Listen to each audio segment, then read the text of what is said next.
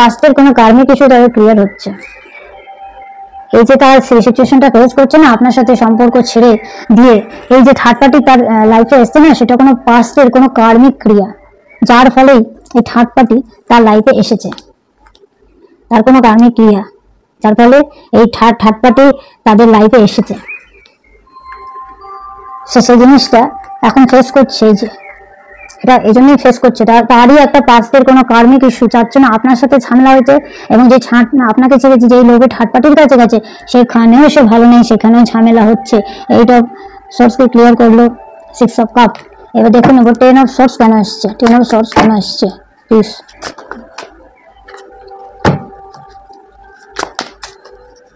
10 of swords কেন আসছে please.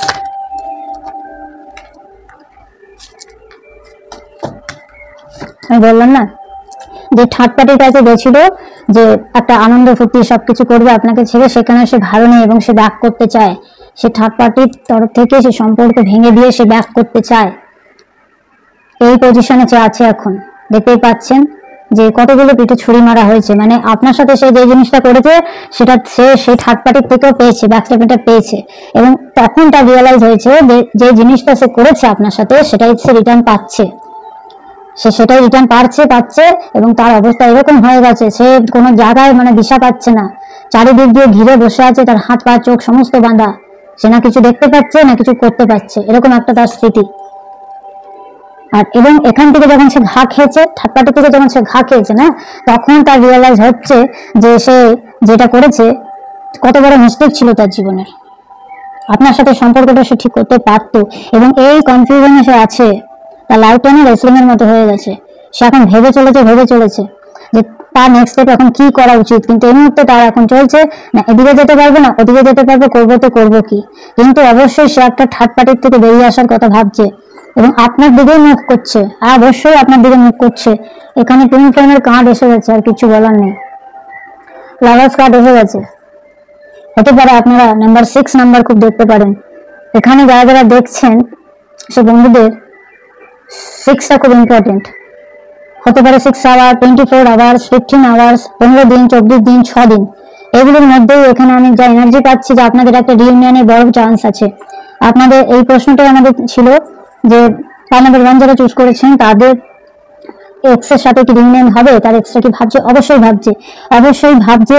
এবং সে কিন্তু ভীষণ একটা আপনাকে একটা প্রস্তাব দিতে চায়, আপনার সাথে একটা কমিটমেন্ট করতে চায়, আপনার সাথে এসে কথা বলতে চায়, আপনার সাথে সব ক্লিয়ার করতে চায়। সে ভালো নেই, একদম মন মেজাজ ভালো নেই, তার সবকিছু আছে তার কাছে, কিন্তু সে ভালো নেই। সবকিছু থাকার পরে ভালো নেই, কেন মানসিক শান্তি নেই তার মধ্যে, মানসিক অশান্তি আছে, একদম মেন্টালি প্রেসে আছে, ভালো নেই। সে আপনার সাথে খুব ভালো ছিল, এই পজিশনে ছিল যে মেয়েটিকে দেখতে পাচ্ছেন। মেল হলে ফিমেলের জন্য, আর যারা ফিমেল তারা বয়ফ্রেন্ডের জন্য বা হাজব্যান্ড, এক্স, যারা সেপারেটেড, নো কন্ট্যাক্ট সিচুয়েশনের কিন্তু এটা রিডিং। এখন থার্ড পার্টির সাথে সে এই পজিশনে আছে, আপনার সাথে সেই পজিশনে ছিল, একদম ভালো নেই। তার মনে হচ্ছে না যে সে কাটা তারার বেড়া ঘিরে গেছে, ভালো নেই একদম।